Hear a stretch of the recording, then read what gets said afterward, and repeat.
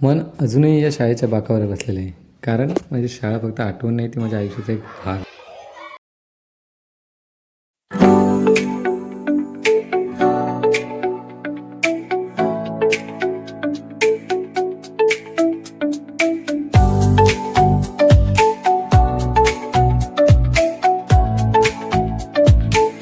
जय शिवराय मित्रांनो.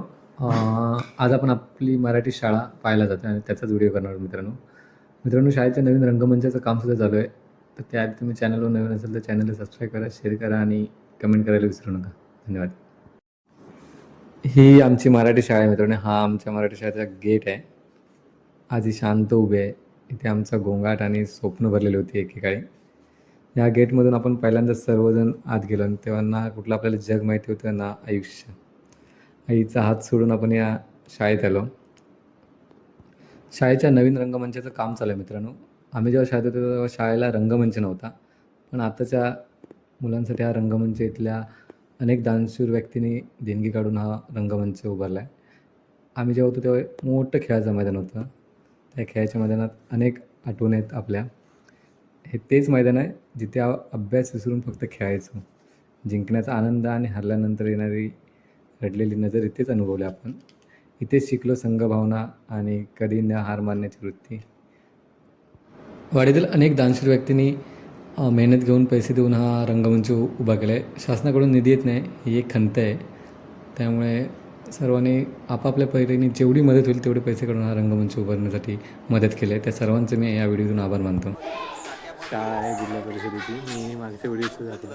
थोडी जीर्णावस्था झाली, बघू शकतो तुम्ही ते कौल वगैरे पडले. सरकारकडून निधी भेटला पाहिजे शाळांना. इकडे समोरच्या बाजूला आपल्या गुरुजींचं कार्यालय आहे. तेच गुरुजी ज्यांच्यामुळे आपण शिकलो, घडलो आणि आयुष्यात जे काही आज आपण आहोत ते याच गुरुजींमुळे.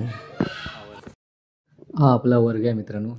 हा तोच वर्ग आहे जिथे सकाळची प्रार्थना आणि राष्ट्रगीताचा आवाज आपल्या कानात घुमायचा.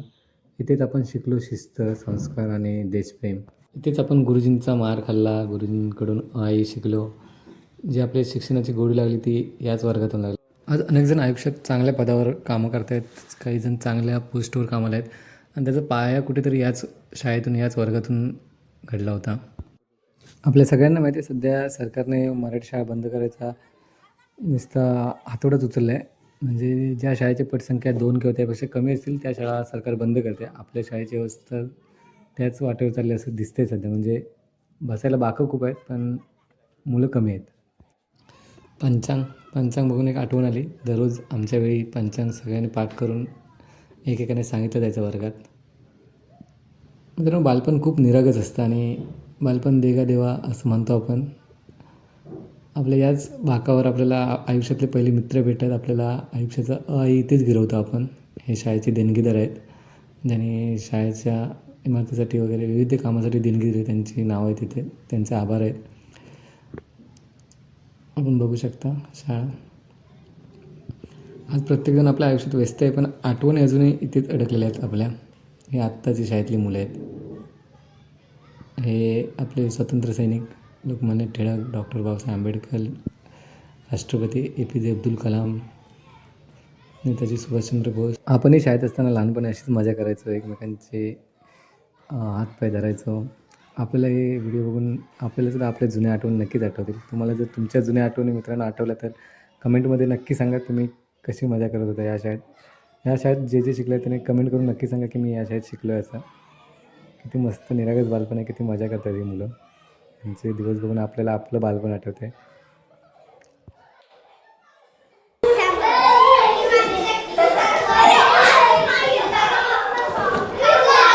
इमारत बघा जुनीच आहे.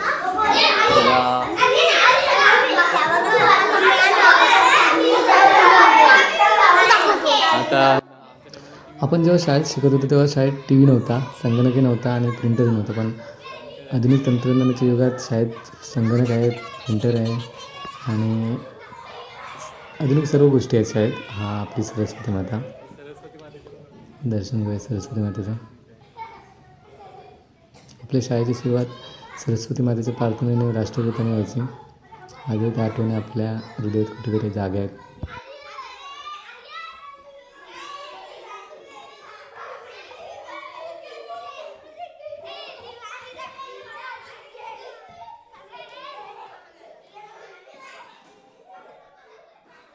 त्या साईडला विद्यार्थी शब्द दिसते. समोरच्या मैदानात आपण कबड्डी क्रिकेट खूप खेळलो. आपण जिल्हास्तरीयपर्यंत आपल्या शाळेचं नाव मोठं केलं आहे. इथे काही शाळा व्यवस्थापन समिती, जिल्हा शिक्षण समिती म्हणजे जनरल नॉलेजची माहिती इथे आहे. ही वाळू इथे ठेवलेली आहे. आता शाळेचं जे काम चालू आहे त्याच्यासाठी वाळू वगैरे इथे ठेवलेली आहे. हा आपल्या शाळेचा वरांडा इथे आपण जेवणासाठी रांगा लावायची एकेक आहे. हा जो नवीन रंगमंच बांधतायत तो आहे. रंगमंचसुद्धा खूप छान आहे. आणि येत्या 26 जानेवारीला आपल्या शाळेचा सांस्कृतिक कार्यक्रम आहे. ज्यांना शक्य आहे त्यांनी खरंच उपस्थित राहून कार्यक्रमाची शोभा वाढवावी. आपले पंतप्रधान माननीय श्री नरेंद्र मोदी यांचं स्वप्न आहे की स्वच्छ भारत मिशन, आणि ते खरंच झालं पाहिजे. स्वच्छता ही चांगल्या आरोग्याची नांदी आहे. त्यासाठी आपण सर्वांनी हातभार लावला पाहिजे स्वच्छतेसाठी. स्वच्छता आपल्या आयुष्यात खूप महत्त्वाचा घटक आहे. ते स्वच्छतेचे संदेशसुद्धा लिहिलेले आहेत. पाणी जपून वापरणे काळाची गरज आहे. पृथ्वीवर फक्त 3% पाण्याचा साठा आपल्याला सगळ्यांनाच माहिती आहे. ही इमारत आहे मित्रांनो, आतमधला एक वर्ग आहे, शेवटचा वर्ग, ज्याची अवस्था फार बिकट आहे. मी गुरुजींशी बोलत होतो याबद्दल. गुरुजीसुद्धा आता बोलतील. तर गुरुजी बोलले की याच्या ज्या वासे पट्ट्या आहेत ना त्या खराब झाल्यात आणि त्याचा खरं तर बदलण्याचं काम या एप्रिल मेमध्ये होणार आहे. ज्यांना शक्य आहे देणगी देणं आहे त्यांनी शाळेच्या गुरुजींना भेटा आणि त्यांना देणगी द्या. म्हणजेच आपण ज्या शाळेतून शिकलो त्या शाळेला आपला थोडा हातभार लागेल. आणि हे जेवणाचं वेळापत्रक आहे. सोमवार, मंगळवार, बुधवार, गुरुवार, शुक्रवार आणि शनिवार. सोमवारी आमटी भात, मुगाची मूग डाळ, उसळ भात चवळीची असेल दिलेली आहे. आमच्या टायमाला शाळेत अंडी वगैरे भेटत होती मित्रांनो. आता अंडी बंद झालेत. त्याचं कारण मी कसं वाचलं होतं की ते नाही सांगू शकत इथे व्हिडिओमध्ये, ते सांगितलं असतं. आणि शाळेचे नवीन मुख्याध्यापक वाडकर गुरुजी आपल्या सर्वांना एक विनंती करणार आहे. त्यांची विनंती ऐकूया. वाडकर सर, बोला ना तुम्ही. नमस्कार. इकडे आला काय चालेल दिसतंय? हां हॅलो, नमस्कार. बोला. ते शाळेचं आहे ना वरचं, ते कौलविवलं जरा बदलायचे आहेत, जरा रिपा बिपा टाकायचे आहेत, जरा बघा एप्रिलमध्ये. आणि रंगरंगोटी करायची आहे शाळेसाठी. आता स्टेजचं काम पूर्ण झालं की मुलांचा सांस्कृतिक कार्यक्रम घ्यायचा. बघा काय मदत होत असेल तर बघा म्हणजे शाळेसाठी. धन्यवाद.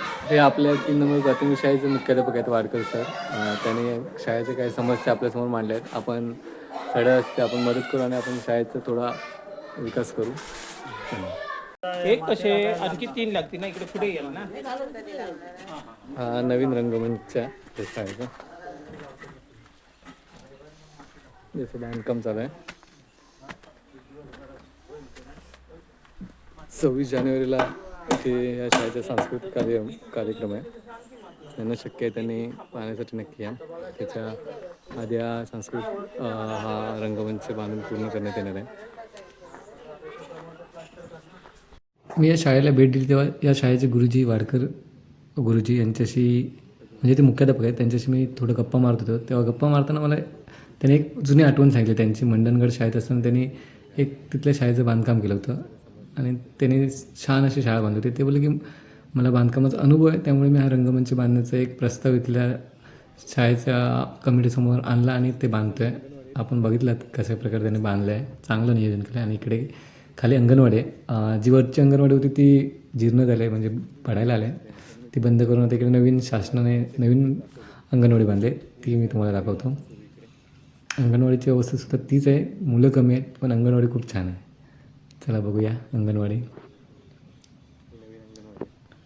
येणाऱ्या काळात मित्रांनो शाळेत शिकायला मुलं असतील की नसतील ही एक मोठी समस्या आहे. ही अंगणवाडी आपली आतमध्ये जाऊन बघूया.